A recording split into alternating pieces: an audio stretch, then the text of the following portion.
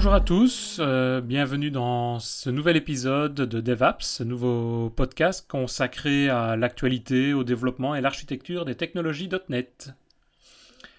Je vous propose aujourd'hui de passer en revue, donc nous sommes le 4 août, et je vous propose de passer en revue deux sujets. Un premier, je me dis, qui est toujours intéressant à savoir lorsqu'on fait du développement d'applications concerne tout ce qui est tracing, donc logging de données, de méthodes, etc. via une bibliothèque que nous utilisons très régulièrement qui s'appelle nlog. Et donc je vais vous montrer comment faire pour l'utiliser et la mettre en place. Et puis dans la deuxième partie, d'ici quelques minutes, nous passerons à la nouvelle rubrique que j'ai instaurée depuis le dernier podcast, c'est-à-dire la rubrique consacrée aux actualités, dans lequel il y a des actualités assez chargées depuis la dernière fois, puisque Visual Studio 2015 est sorti officiellement, et donc toute une série de nouvelles applications, de nouveaux produits, de nouveautés sont déjà disponibles, et donc je vous propose d'en parler d'ici quelques minutes à ce sujet. Donc la première chose, j'ai préparé ici quelques slides consacrés au tracing, donc au tracing via la bibliothèque nlog. Donc nlog, c'est une bibliothèque qui permet de tracer très rapidement, via notamment un fichier de configuration, on va le voir dans quelques instants, de tracer très rapidement tout ce qui concerne l'appel à certaines méthodes, l'emplacement dans certaines parties du code que vous développez en tant que développeur dans certains types d'applications. Et donc c'est un projet qui est en open source, dont la racine du projet se trouve sur nlog-project.org, et à partir de là vous êtes redirigé vers la documentation, tout ce qui concerne GitHub notamment, si vous voulez télécharger le code source. Donc la première chose qu'on va voir ici au niveau de l'agenda, c'est d'abord voir comment faire pour installer. Vous allez voir, c'est assez simple, ça s'installe via un package NuGet, donc c'est évidemment assez simple à mettre en place. Ensuite, comment créer ce qu'on appelle les loggers, qui est donc le point d'entrée pour pouvoir faire toutes les traces. Voir un peu les différents niveaux de log disponibles. Et voir surtout le fichier de configuration qui, par défaut, s'appelle nlog.config. Et ensuite, voir comment faire pour customiser ou rajouter ses propres paramètres dans les fichiers de traces via les outils d'Event Context disponibles à l'intérieur de nlog. Donc il existe toute une série de bibliothèques disponibles pour pouvoir faire du tracing dans .NET. Il y a des fonctionnalités de base qui existent au niveau de .NET. Il existe toute une série d'autres composants. Je pense à Log4j par exemple. Ici, nous avons regardé il y a quelques temps déjà, quelques mois ou quelques années maintenant, de choisir un composant qui nous paraissait stable au niveau de la durée, au niveau du composant, qui nous paraissait surtout très rapide.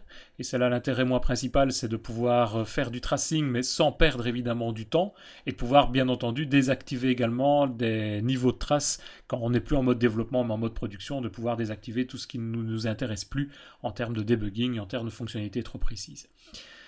Évidemment, pouvoir tracer aussi dans toute une série de formats ou de fichiers différents, que ce soit des fichiers, que ce soit l'Event Viewer, que ce soit une DB, une base de données, etc. Donc tout ça est disponible dans la majorité des frameworks de tracing et évidemment aussi au niveau de nlog. Donc commençons par le début, par le plus simple, c'est comment faire pour installer le package nlog. Donc comme je vous le disais, une fois que vous êtes dans votre projet, quel que soit le type de projet, que ce soit un projet de type WPF, une bibliothèque, un projet web et ainsi de suite, le plus simple c'est de rajouter le package NuGet.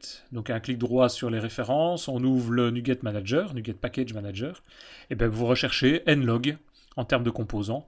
Vous allez voir apparaître principalement deux bibliothèques. La première qui est la bibliothèque, le paquet consacré à nlog, donc le nlog Advanced.NET and Silverlight Logging. Donc c'est celui-là qu'il faut installer. Il suffit de le sélectionner, demander d'installer, et je dirais tout est terminé. C'est une bibliothèque disponible pour pouvoir faire tout le travail dont on aura besoin. Maintenant, il y a un deuxième package NuGet qui peut être intéressant aussi si on veut aller un peu plus facilement dans les fichiers de configuration. C'est le package nlog.config qui est fourni aussi par le même site web, par les mêmes auteurs qui sont Kim Christensen et Julian Verdurman. Et donc ce paquet-là, ce deuxième paquet, va rajouter un XSD, donc la définition du fichier XML pour avoir ne fût-ce que l'IntelliSense et avoir des vérifications en termes d'écriture. Donc il n'est pas nécessairement indispensable. Vous allez voir, je vais vous donner quelques modèles et quelques règles simples à utiliser dans ce fichier de config. Mais donc le plus simple et le plus facile, et la seule condition, c'est évidemment de disposer de la bibliothèque nlog à installer via le package NuGet. Alors une fois que c'est installé, que ce package NuGet est installé, nlog fonctionne sur base de deux composants pour générer les messages.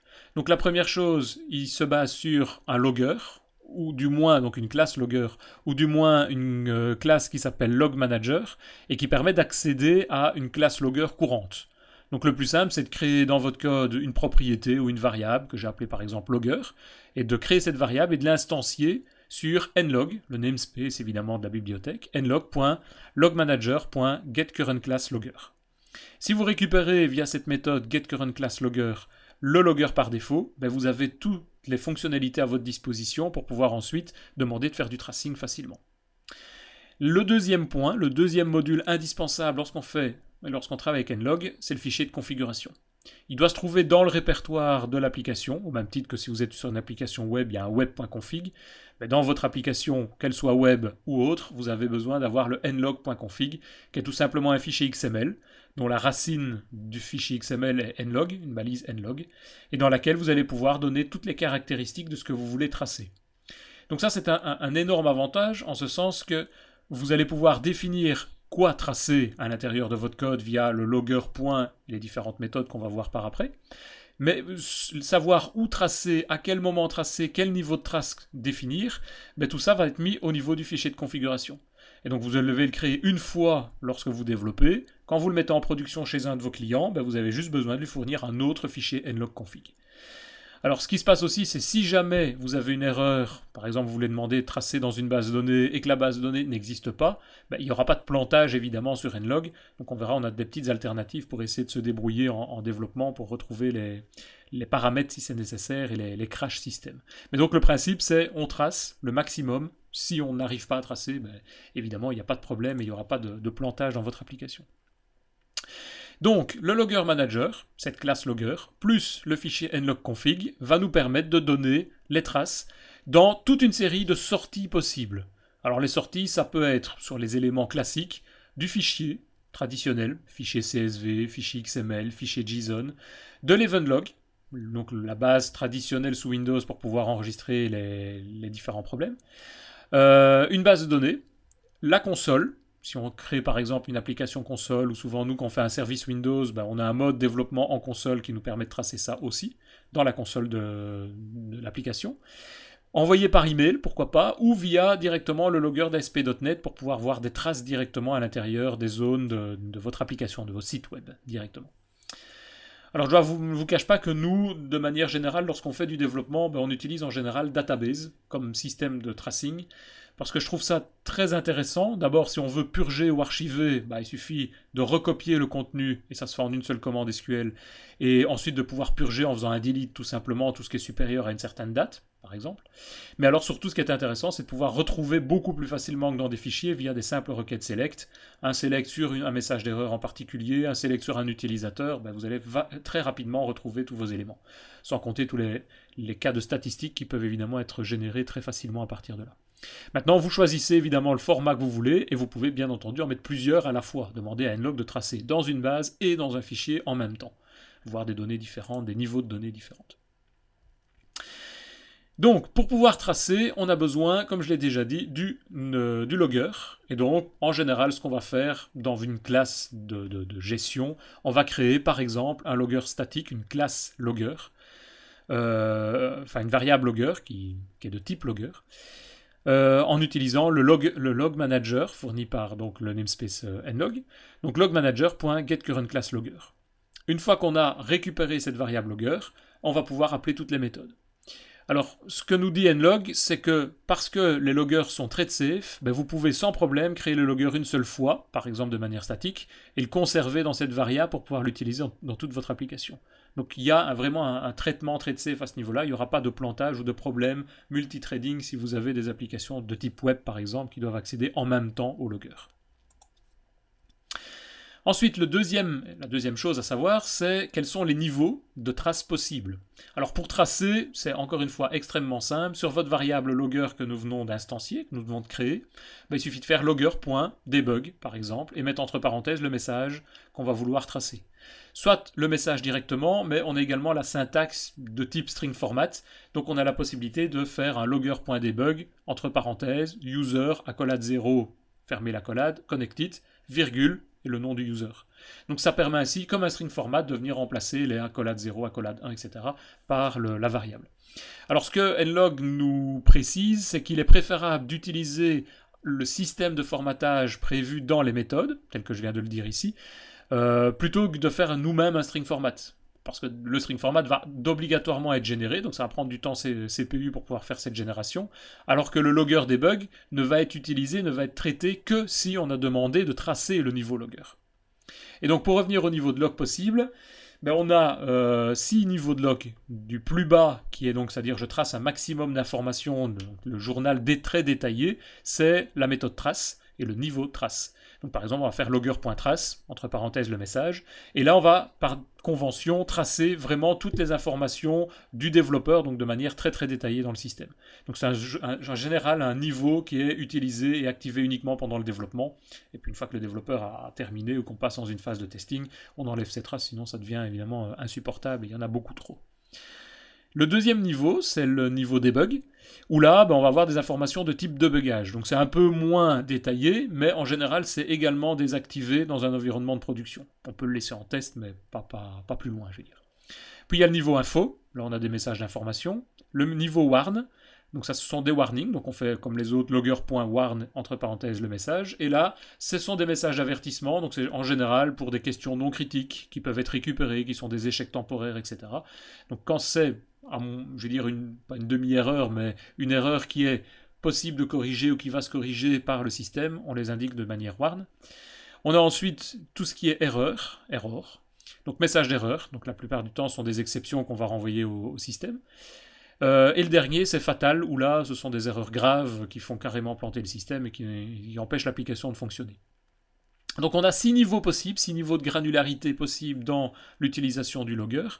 En règle générale, nous, ce qu'on utilise au niveau de nos développements, c'est principalement le niveau debug, info et error. Donc en pratique, par exemple, moi souvent ce que je fais, c'est je crée une interface e-logger, je crée donc ma propre classe logger, dans laquelle je viens définir 3 méthodes, debug, info, error, qui vont, elles, appeler le logger.debug, le logger.info, le logger.error de nlog.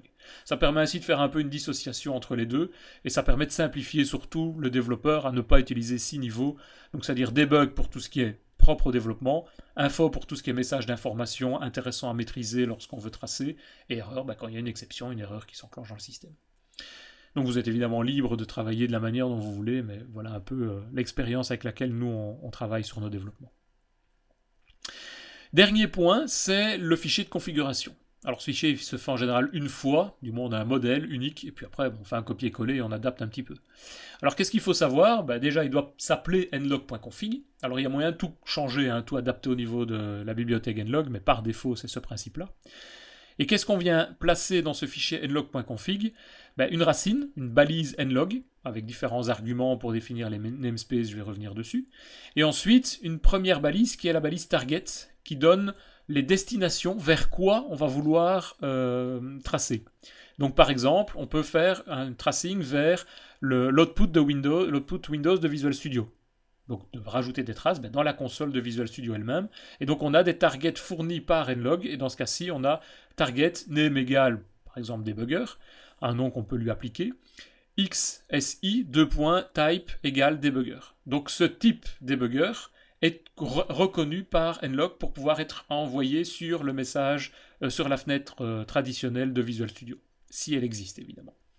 Et puis on peut mettre un paramètre layout pour donner la manière de représenter le message dans la fenêtre, dans ce cas-ci dans la fenêtre de Visual Studio. Donc par exemple, moi je peux mettre 4 astérix, nlog, 2 points, et je mets tous les paramètres entre dièse, accolade. Donc je peux mettre par exemple nlog 2 points, $, accolade level, fermez l'accolade, espace, $, message, entre accolades, espace, $, exception, fermez l'accolade.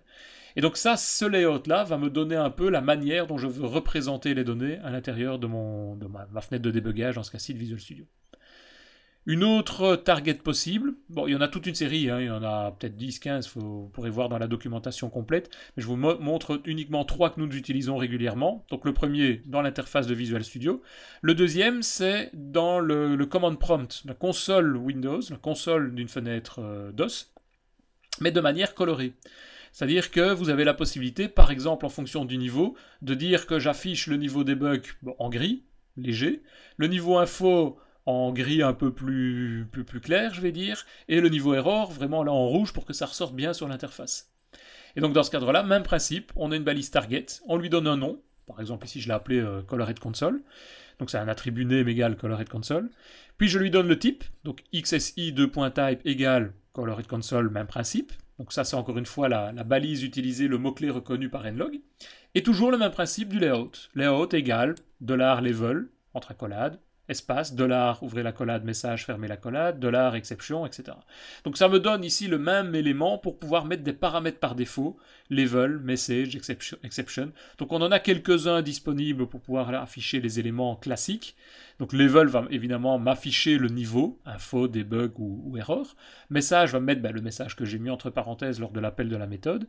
Et exception va m'afficher le libellé de l'exception, si évidemment je suis dans le cadre d'un message de type, d'une trace de type error où j'ai une exception qui est envoyée dans le paramètre. Si je suis en mode target name égale colored console, donc une console colorée, je vais pouvoir à ce moment-là spécifier des highlight-row, une condition, level égale log level debug, foreground color, dark gray. Si je fais highlight row, condition level égale log level info, je vais pouvoir mettre foreground color égale gray. Et donc je peux ainsi pour chaque ligne, rajouter une condition pour dire que dans le cas où c'est debug, je mets un gris clair, dans le cas où c'est info, je mets un gris normal, et dans le cas où c'est une erreur, je mets un rouge. Donc ça me donne premier target vers le Visual Studio, deuxième target vers une fenêtre de console, troisième target possible, on va revenir sur le target par après, juste quelques infos. On peut rajouter dans la balise nlog un attribut qui est internal log file égal, et là on vient mettre le nom d'un fichier, par exemple c:/file.txt. Là ça me donne vraiment le log file propre de nlog. Et donc je disais tout à l'heure que si on utilise nlog et que, imaginons, la base de données, la console n'est pas disponible ou qu'il y a un plantage dans l'application, dans la fenêtre, dans la bibliothèque nlog, vous allez pouvoir tracer les messages internes de nlog par l'intermédiaire de ce fichier-là. Et donc obtenir des informations complémentaires de pourquoi il y a un problème dans l'application. Donc ça peut toujours être intéressant, évidemment à ne pas mettre en production pour ne pas venir non plus surcharger le serveur, surtout si on le met sur le disque C, surcharger le serveur de toute une série de données inutiles. Autre point très intéressant au niveau de nlog, et juste à savoir, une fois que vous le maîtrisez, il suffit de l'indiquer, et je vais vous dire comment il est tout le temps présent, c'est dans la balise targets, là où on définit l'ensemble des différentes destinations, des targets, on a un mot-clé async égale true, qui permet, donc un attribut async égale true de la balise target, qui va me permettre de dire que tout mon traitement nlog va se faire en asynchrone. Et donc là, je vais gagner évidemment énormément de temps. Lorsque je demande de rajouter une trace dans une DB, dans ma fenêtre de console ou autre, ou dans un fichier, je peux lui dire de travailler en asynchrone, de telle sorte qu'il exécute le message logger.debug par exemple, et il va envoyer tout ce traitement-là en asynchrone, donc je ne vais pas perdre du tout de temps, ou quelques millisecondes. Il y a certaines statistiques parlent de 3 millisecondes par requête, juste perdu pour pouvoir faire ce traitement vers la bibliothèque nlog et pour faire le traitement en distinct, en séparé. Et puis donc ensuite on a les balises target pour pouvoir définir le target type debugger ou le target type colored console disponible. Ensuite, en dessous de cette balise target qui me définit l'ensemble des destinations possibles, donc dans nlog, j'ai une première rubrique targets, dans la balise nlog, première rubrique targets, deuxième rubrique qui est rules. Donc une balise rules qui elle va contenir des sous-balises logger, name égale le nom éventuellement d'un namespace sur lequel on va vouloir tracer. Donc par défaut en général on met name égale astérix. Donc on aura donc une balise logger name égale astérix, espace, min level égale, et là on met le niveau minimum qu'on va vouloir tracer, style info. Donc je vais tracer info error, mais je ne vais pas tracer debug. Et dans ce cas-là, je vais pouvoir lui dire qu'est-ce que je veux faire avec ça, write2, dernier paramètre, write2 égale, et on donne le nom du target qu'on a défini un peu plus haut. Donc par exemple, write2 égale database, write2 égale debugger, write2 égale colored console, qui sont les trois, en général, trois rubriques target que j'utilise moi dans mes fichiers de configuration d'nlog. Donc il suffit de créer ainsi, dans ce cas-ci, trois règles, logger name égale astérix, min level info, write2 database. Deuxième, logger name égale astérix, min level égale info, write2 égale debugger. Et dernier par exemple, logger name égale astérix, min level égale debug, pour tracer à ce moment-là vraiment tout. Write2 égale colored console. Donc vous pouvez ainsi adapter, même sur l'environnement de production de votre client, vous pouvez lui dire ou ne rien tracer, il suffit d'enlever la règle, et donc vous pouvez laisser les targets, mais elles ne seront pas utilisées. Donc il suffit d'enlever la règle, il n'y aura rien d'enregistré sur la base de données ou la console de debug du client, ou alors augmenter le niveau et demander de n'afficher ou de tracer que les erreurs, ou que les erreurs et les infos par exemple. Et l'avantage, c'est qu'en production, si vous arrivez qu'il y a réellement un problème, libre à vous de changer temporairement et de repasser en min-level debug, et ce qui permet ainsi directement d'avoir des informations supplémentaires, même sur le serveur de production, sans devoir du tout, évidemment, recompiler l'application ou remodifier des paramètres. Dernier paramètre possible au niveau target, j'en ai déjà parlé, celui que moi je préfère, c'est de faire un target vers la base de données. Et donc on fait un target name égale database, et puis on donne tous les paramètres de connexion à la DB, donc évidemment un xsi2.type égale database, et puis on donne db provider MS SQL pour dire que c'est une base de données SQL Server, db host, et on donne l'emplacement de la base de données, local ou dans Azure, db database, on donne le nom de la DB, db username égale le login, db password, le mot de passe, et command text, dernier paramètre, dernier attribut de target, de command text qui me permet de donner la requête à utiliser, la requête SQL à utiliser qui sera exécutée lorsque je vais rajouter une trace. Donc typiquement, insert into ma table, log table par exemple, entre parenthèses, created date, log level, message, et puis je mets value égale @created, @log level, @message, et ces paramètres classiques SQL Server, @created, @loglevel et @message sont définis juste en dessous. À l'intérieur de la balise target, on va définir inférieur parameters name égale @created, layout, même principe, égal, et là je peux mettre $ date, 2 points, et je peux donner un format de la date courante à laquelle la trace a été envoyée. Log level, je peux mettre le layout égal, et je mets $ entre accolade level. Je peux même mettre stack. Donc je peux mettre l'emplacement de la pile pour savoir quelle est la méthode et quels sont le call stack qui a été utilisé, qui a été répertorié au moment de l'enclenchement de cette méthode. Et donc je peux mettre là un $ call site entre accolades. Le message, j'en ai déjà parlé, $message, et exception, je peux mettre un $exception, 2 points, par exemple, format égale toString pour envoyer uniquement le contenu string, donc la méthode toString associée à cette exception. Et donc ça me donne ainsi 5 colonnes, 4 colonnes, en fonction des choix que je veux mettre dans ma DB, et je peux donc enregistrer vraiment dans ma base de données toutes les informations nécessaires à mon tracing. Dernier petit point, il arrive fréquemment, typiquement nous le cas, c'est lorsqu'on veut mettre le nom d'un utilisateur, un username, qu'on veut enregistrer, tracer quel est l'utilisateur logique, je vais dire, l'utilisateur de l'application qui a enclenché et qui a exécuté cette trace, pour pouvoir évidemment resuivre le parcours de l'utilisateur en question. On peut définir ses propres propriétés custom, ses propres propriétés personnalisées à l'intérieur de nlog. Donc le principe est toujours le même, je crée un objet logger log égale logmanager.getCurrentClassLogger, comme avant, le même principe. Et ensuite, ce que je dois faire, c'est créer mon logEventInfo. Donc j'ai une classe, logEventInfo, je crée mon objet associé à ça, égale new logEventInfo, entre parenthèses, et je spécifie le niveau de log, virgule, je spécifie l'emplacement où je veux le placer, le message, passe myCustomValue par exemple, et ensuite je peux lui donner une propriété en mettant mon objet.properties entre crochets username égale et je mets la valeur. Et puis je fais un log, mon objet initial, point la méthode log, et je trace entre parenthèses cet objet que je viens de créer. Et donc ça permet ainsi, dans mes différents fichiers de configuration, de disposer d'un nouveau paramètre, event-context de .item égale username, ça c'est la syntaxe utilisée dans nlog, donc $ entre accolades, event-context de .item égale le nom de mon paramètre username que je viens de créer. Et ce paramètre-là, l'utiliser dans layout, je peux l'appliquer soit dans ma console, soit dans un champ de ma DB, et je peux récupérer très facilement ce paramètre. Donc c'est pour ça que je disais tout à l'heure aussi, en général, moi ce que je fais, c'est une interface e-logger avec une classe logger qui implémente les 3 méthodes error, info, debug, et dans lesquels je peux à ce moment-là éventuellement venir ajouter des paramètres personnalisés en fonction des projets. Si j'ai un projet web, je vais pouvoir venir une seule fois venir définir cet utilisateur. Si j'ai un projet Windows, je vais pouvoir le définir à l'entrée de l'application par exemple, et pas devoir l'envoyer en permanence dans le message, ce qui serait une autre manière, mais de l'envoyer en permanence dans le message des tracings. Donc voilà, ça vous donne ainsi une vue assez rapide, je vais dire, d'une des bibliothèques que j'utilise moi, en gros, dans toutes les applications.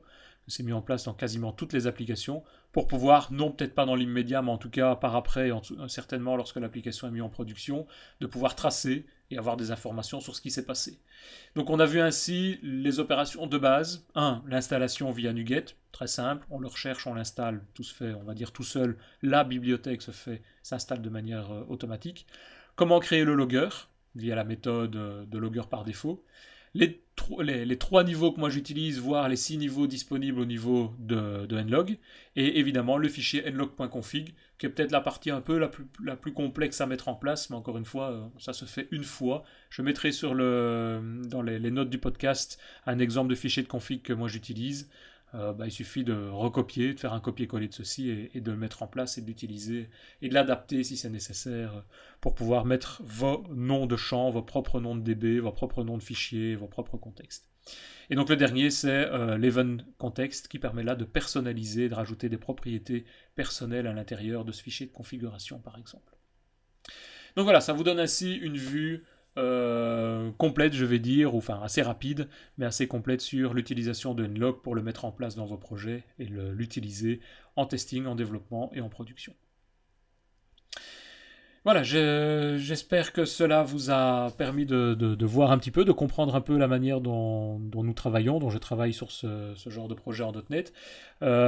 Si vous avez des questions, des commentaires, n'hésitez pas, il y a une zone commentaire à l'intérieur du site du podcast sur devapps.be. Donc n'hésitez pas à mettre vos commentaires, positifs, négatifs, si vous utilisez d'autres frameworks de tracing par exemple, si vous avez déjà des expériences dans nlog, que ce soit des expériences heureuses, malheureuses.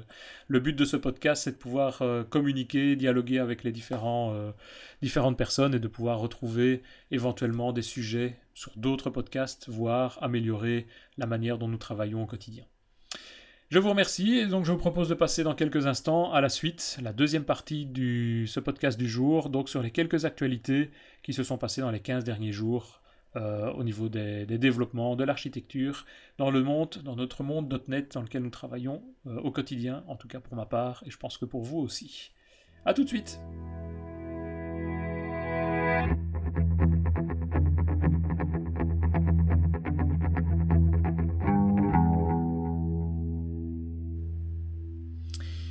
Voilà, nous revoilà de retour maintenant dans cette deuxième partie de ce podcast DevApps, podcast numéro 3. Et donc, étant le 4 août actuellement, je vous propose de repasser en vue toute une série d'actualités que j'ai repérées ici, concernant évidemment tout ce qui concerne .NET, les outils de développement, que ce soit Visual Studio.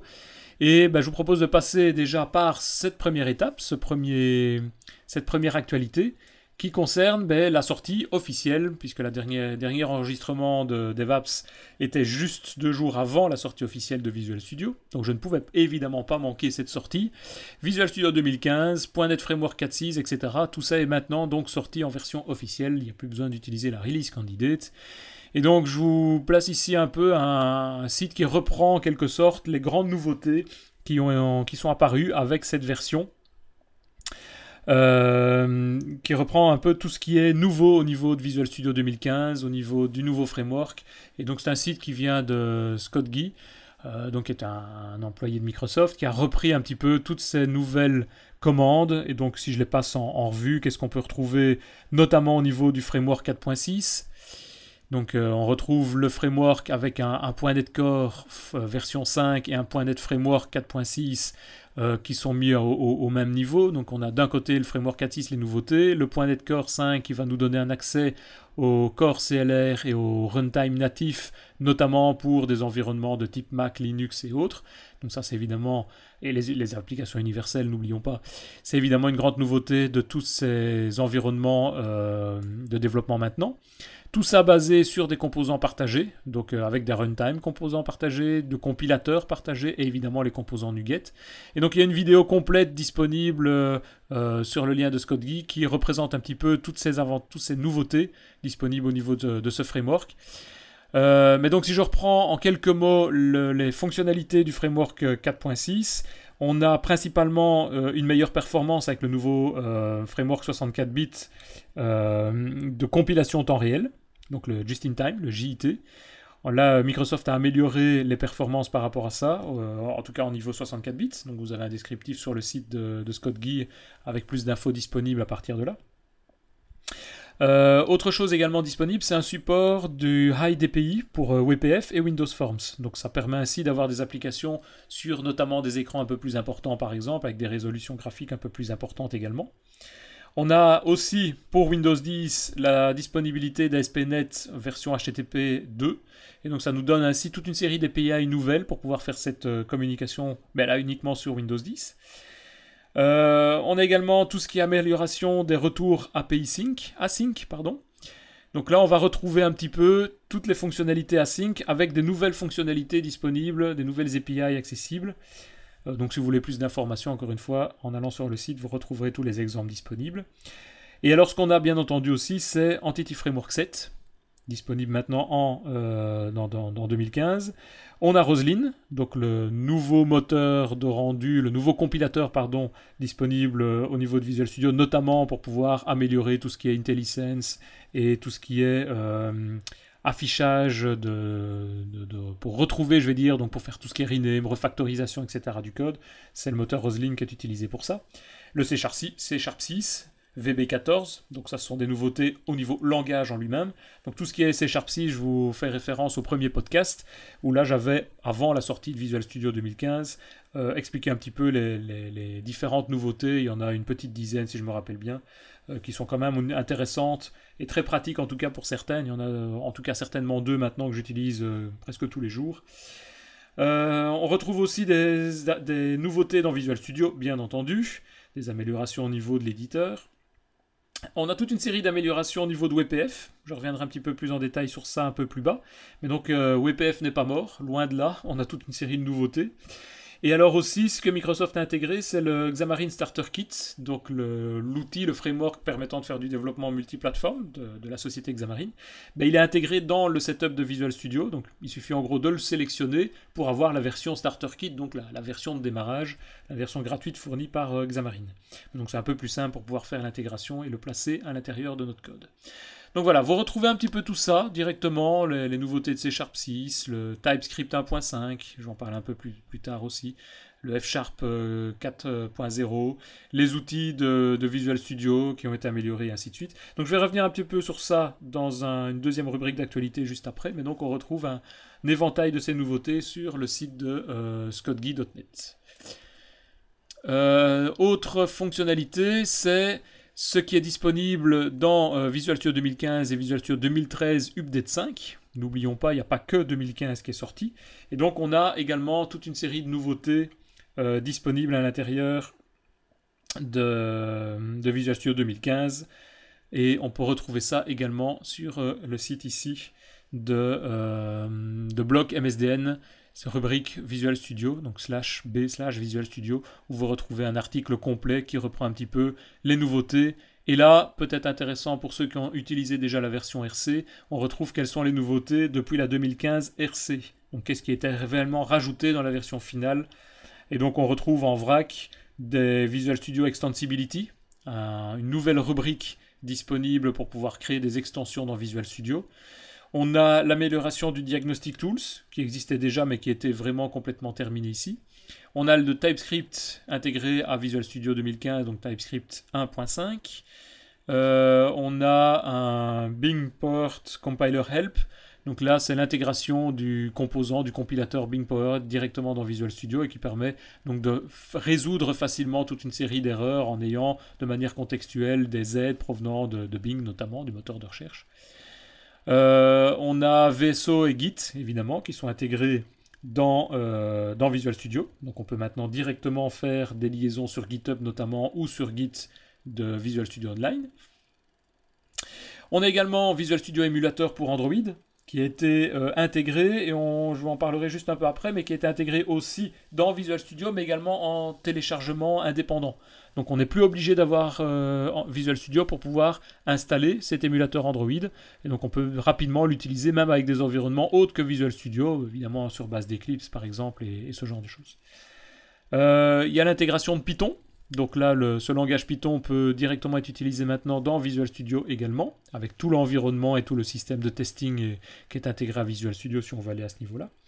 Il y a des improvements C++, il y a le release management, il y a des services connectés, on a ajouté des services connectés, et il y a tout ce qui est API, enfin les outils vers les API d'Office 365 qui sont aussi disponibles dans Visual Studio. Donc il y a une liste quand même assez impressionnante de nouveautés disponibles dans cette version 2015 et qui n'était pas encore disponible dans la version RC. Donc je vous fais le lien sur le blog, sur le podcast, sur le lien vers blogsmsdn.com/b/Visual Studio. Vous allez ainsi pouvoir retrouver ces différentes nouveautés. D'autres choses que j'ai repérées ces 15 derniers jours, c'est la roadmap d'ASP.NET version 5. Donc elle est en version bêta pour l'instant. Microsoft a sorti la bêta 6 le 27 juillet et ce qui est prévu sur le site github.com/ASP.NET, donc le site officiel du développement ASP.NET, on retrouve que Microsoft a prévu le 27 août prochain la sortie de la bêta numéro 7, le 21 septembre la bêta 8, et puis ensuite on se retrouve fin d'année avec la Release Candidate 1 en novembre 2015 et on a maintenant la nouveauté, c'est la version 1.0 de ASP.NET version 5 sera disponible pour le premier trimestre 2016. Donc on pourra encore d'ici quelques semaines revoir un peu toutes ces nouveautés, tout ce qui se passe à l'intérieur d'ASP.NET, mais donc on a déjà une date de sortie prévue pour cette version d'ASP.NET. Et vous retrouvez au même endroit toutes les nouveautés qui sont disponibles dans la version bêta 6, bêta 7, bêta 8, la stabilisation prévue dans la Release Candidate 1, et ensuite le travail de la sortie officielle de la version finale. Autre petite nouveauté maintenant, c'est concernant, je viens d'en parler, le Visual Studio Emulator pour Android. Donc on peut maintenant le télécharger. Et il est accessible en téléchargement gratuit, mais indépendant de Visual Studio. Il suffit de le sélectionner, de télécharger le package, de le démarrer. C'est une machine Hyper-V avec cet émulateur. Et donc on peut ainsi plus facilement travailler sur ce process.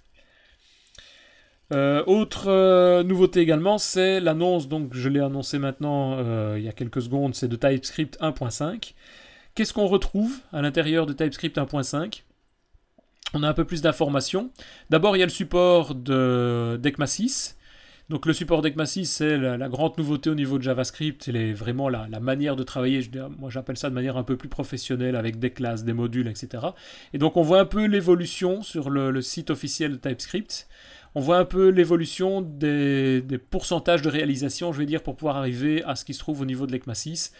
Et donc le TypeScript ici se trouve à peu près un niveau de 52% par rapport à d'autres frameworks qui sont développés par d'autres personnes ou la concurrence ou d'autres éléments. Et donc on retrouve les dernières nouveautés présentes dans le TypeScript avec l'intégration des modules, entre autres, la simplification des modules, les sorties de modules, la portabilité, les décorateurs, donc ils sont à peu près l'équivalent des attributs de ce qu'on peut retrouver au niveau de C#. Et donc on peut remettre tout ça en place directement et faire évoluer vos projets vers TypeScript 1.5, qui est donc, je vous le rappelle, déjà disponible dans Visual Studio 2015. Une petite news en passant, très rapide, c'est j'ai reçu d'un collègue un lien vers un PowerPoint qui permet de montrer, donc ça fait référence peut-être au dernier podcast, le DevApps numéro 2, où là j'avais fait toute une présentation de Scrum, d'Agile, etc. Et donc là il y a une présentation, enfin un slide share qui représente un petit peu comment faire pour créer ces user stories et quelle est la manière la plus productive pour pouvoir définir ces user stories. Donc c'est une présentation, ici je vous montre de 122 slides, donc assez longue mais assez complète justement dans cette manière de faire la définition des user stories, donc assez intéressante. Donc je me disais, c'est pas réellement une news à proprement parler, mais c'est un petit message au passage par rapport à ces user stories et par rapport au dernier podcast. Alors, on a également d'autres informations concernant dans l'application de Lifestyle Management. Microsoft a rajouté un tools dans 2015, dans Visual Studio 2015, qui est disponible en téléchargement pour Visual Studio 2015 plus exactement, qui est le Code Metric Power Tools. Et donc ça, c'est un petit outil qui est un utilitaire en général en ligne de commande qui permet de calculer les métriques du code. Donc tout ce qui est indice de maintenabilité, couplage de classes, complexité cyclométrique, ligne de code, le nombre de lignes de code, la profondeur d'héritage. Donc ce qu'on peut retrouver de manière individuelle dans Visual Studio avec les environnements d'architecte, la version d'architecture de Visual Studio, mais on peut la retrouver également maintenant aussi en ligne de commande. Et donc l'intérêt, c'est qu'on peut l'intégrer dans ALM, dans les modules de build automatique, pour renvoyer des informations aux développeurs si on fait des excès, je vais dire, ou si le développeur fait des excès dans l'aspect clarté au niveau de son code. Donc ça peut être intéressant de venir faire cette intégration de ce petit outil, Code Metric Power Tools. Et donc là, je vous mettrai le lien également, toujours sur le site msdn.com, donc blogs.msdn.com/b/Visual Studio ALM, où là on retrouve un petit peu cet outil, la description de l'outil et comment faire pour le télécharger. Une autre news, et là c'est une vidéo que je trouvais personnellement très intéressante. C'est une vidéo qui est passée le jour de la sortie officielle de VS 2015. Si vous avez regardé la keynote en live, vous aviez d'abord la première partie, la keynote, qui durait, je ne sais plus, une heure et demie à peu près. Et ensuite, il y avait toute une série de vidéos complémentaires sur comment travailler, comment développer des sites web, comment développer une apps. Et on a toute une série d'intervenants qui sont passés sur les vidéos. Et donc dans des petites séances de quelques minutes, d'une quinzaine de minutes à peu près, on a la manière de pouvoir représenter les applications. Donc par exemple ici, j'ai sélectionné une vidéo qui est le In the Code Building the Website in the Cloud, où là on vous explique comment faire pour développer un site web avec le cloud, donc en base de technologie Azure, l'architecture des applications, Entity Framework Set, l'optimisation des sites web. L'aspect responsive UI, donc tout ce qui est responsive design par exemple. Et l'intérêt principal, c'est que c'est pas fait par n'importe qui, c'est en gros fait quasiment que par des programme managers de Microsoft qui se sont amusés cette journée-là. Donc ils ont été en gros, si je résume, intégrés dans une équipe de développeurs, de designers pendant 2 jours, où on leur a soumis un sujet, un développement à devoir réaliser en début de projet, et au bout de 2 ou 3 jours, ils devaient terminer le projet, et donc ils devaient mettre tout en place, que ce soit le design, l'architecture, la base de données, etc. Et donc c'est assez amusant à regarder, ça dure que quelques minutes, et ça vous montre un petit peu comment Microsoft prévoit ou comment Microsoft développe ce genre d'application dans ses bureaux. Et donc on retrouve par exemple ici Dan Fernandez, qui est le principal project manager de Visual Studio Tools pour Azure. Vous avez Brady Gaster, qui est le programme manager aussi de Visual Studio Web Tools Extension chez Microsoft. Et le dernière personne qui est intervenue dans cette vidéo aussi, qui est Jeffrey Fritz, qui est lui le programme manager d'ASP.NET et d'Azure, de l'expérience d'Azure. Et donc actuellement, lui travaille aussi sur l'équipe avec l'équipe NuGet. Et donc vous avez ainsi toute une série d'informations sur la manière de représenter, de développer les applications, de voir ces applications et ainsi de suite. Donc c'est franchement très intéressant, ça ne dure encore une fois que quelques minutes, mais ça donne quand même pas mal de contenu et pas mal d'idées sur la manière de développer ou de s'amuser dans les développements. Et dernière petite news pour aujourd'hui, c'est une sortie d'il y a quelques jours, le 22 juillet. Microsoft a annoncé sur le site msdn.com/powerbi la sortie dans l'environnement Power BI de l'interconnexion entre le Power BI disponible dans Azure et Visual Studio Online. Et donc de pouvoir ainsi monitorer ou explorer tout l'environnement de développement intégré à Visual Studio Online, notamment tout ce qui est Work Items, et de les intégrer dans Power BI.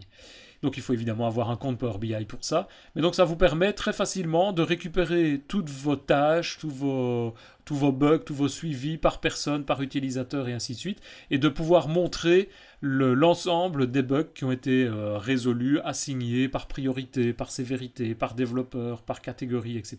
Donc de suivre tout ça à l'intérieur de Power BI et de pouvoir suivre, donc quasiment en temps réel, si je peux dire, via Power BI, de pouvoir suivre l'entièreté de votre projet. Donc à destination probablement plutôt des responsables de projet, des PM de votre société, mais ça peut être quand même assez intéressant, assez facile à mettre en place, il suffit de le connecter apparemment. Je dois dire que je ne l'ai pas testé, mais d'après le site, il suffit de le connecter et de pouvoir ensuite récupérer les différentes valeurs et de créer vos différents diagrammes Power BI très rapidement dans le système. Donc voilà, ça vous donne ainsi une vue de tout ce que j'ai pu repérer en termes de news.